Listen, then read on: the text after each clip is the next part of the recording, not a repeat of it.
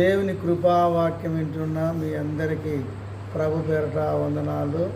మిమ్మలను మీ కుటుంబాలను దేవుడు దీవించి ఆశీర్వదించును గాక. ఆమేన్. పరిశుద్ధ బైబిల్లో నుండి మనం ఒక వచనాన్ని చదువుకుందాము. అది కూడా ఒక లైన్ మనము చదువుకుందాము.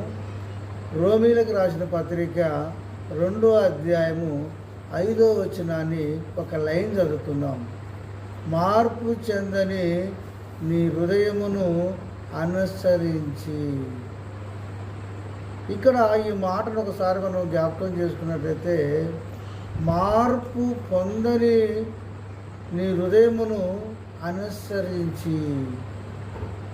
నువ్వు దేవుని నమ్ముకున్నావు సరే, కానీ నీ హృదయంలో ఏమి రావాలి చెప్పండి? మార్పు చెందాలి.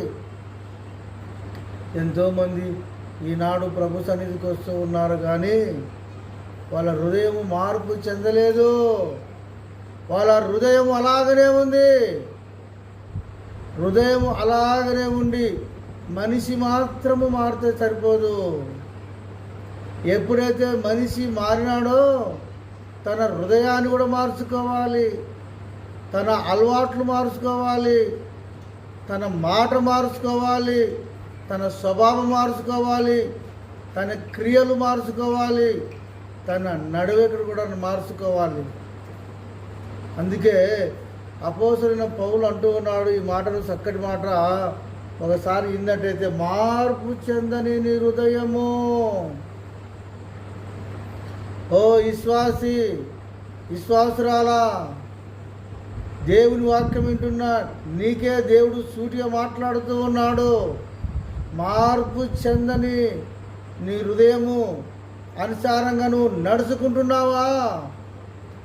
అలాగ నడుచుకోవద్దు. మార్పు చెందు. మార్పు చెందాలి. నీ హృదయం మార్చుకోవాలి. నీ తలంపులు మారాలి.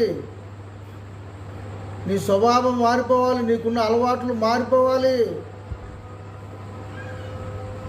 మారిపోవాలని దేవుడు కోరుకుంటూ ఉన్నాడు. అందుకే ఇప్పుడు చదువుకున్న అధ్యాయంలో మరొకసారి ఆ మాటను జ్ఞాపకం చేసుకుందాము. మార్పు చెందని నీ హృదయమును అనుసరించి. చూసావా? మార్పు చెందని నీ హృదయాన్ని అనుసరించి. హృదయం ఏదేదో కావాలని కోరుకుంటుంది. నీ హృదయము ఏది కోరుకుంటే దాని ప్రకారంగా నువ్వు నడవద్దు, దాని ప్రకారంగా నువ్వు కొనసాగొద్దు, దాని ప్రకారంగా నువ్వు వర్ధిల్లొద్దు. పడిపోతావు, జాగ్రత్త. కాబట్టి వాక్యం వింటున్న నీవు తీర్మానం చేసుకో. నీ హృదయము మార్చుకో. ఇంకా బూతు మాట మాట్లాడుతున్నావా? మార్చుకో.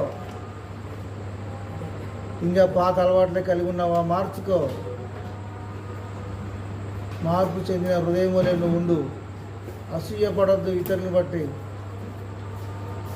మాటకు పట్టించుకొని దాన్ని లాగద్దు. క్షమించే గుణం ఉండాలా. మంచి మనసు నీకు ఉండాలా. మంచి హృదయం నీకు ఉండాలా. మార్పు చెందిన హృదయం వలె ఉండాలి నువ్వు. దేవుని యొక్క వాక్యం సెలవిస్తుంది. నీ హృదయం మార్పు పొందని నీ హృదయమును అనుసరించి. అలాగ నువ్వు అనుసరించినట్టయితే నువ్వు దేవునికి ఆశీర్వాదాలు పొందవు. కఠినమైన ఉగ్రతలను పడిపోతావు. అక్కడ కింది లేని ఒకసారి చదువుకుందాము. నీకు నీవే ఉగ్రతను సమకూర్చుకుందువు. చూసావా? మార్పు చెందని నీ హృదయము వలె నువ్వు నడుచుకున్నట్టయితే నీకు నీవే ఉగ్రతను సమకూర్చుకుంటున్నావు. నీ వంతుకు నువ్వే ఉగ్రత పాలవుతావు. నీ వంతుకు నువ్వే అగ్నిగుండం పాలవుతావు.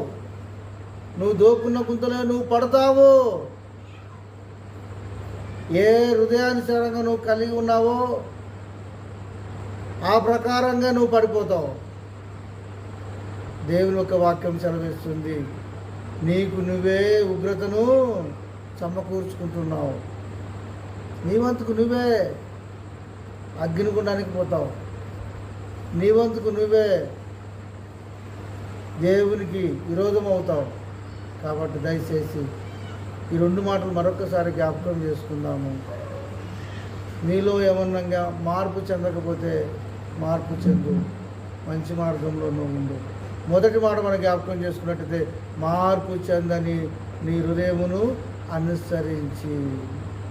రెండో మాట మనం జ్ఞాపకం చేసుకున్నట్టయితే నీకు నువ్వే ఉగ్రతను సమకూర్చుకుంటున్నావు. ఈ 2 మాటల్లో ఇంకా ఏదైనా మార్పు చెందకపోతే ఉగ్రత పాలు కావద్దు, మార్పు చెందు, దేవుని రాజ్యాన్ని స్వతంత్రించుకో. చిన్న ప్రార్థన చేద్దాం. కన్ను ముచ్చుకోండి. పరిశుద్ధుల తండ్రి, నీకు వందనాలు, స్తోత్రములు చెల్లిస్తూ ఉన్నాము. ఒక్క వాక్యం హృదయంలో ఉంచుకొని హృదయాన్ని మార్చుకొని ప్రభా నిత్య జీవానికి వారసులు ఎలాగో సహాయం చేయమని యేసు నామములో ప్రార్థిస్తున్నాం తండ్రి. ఆమేన్.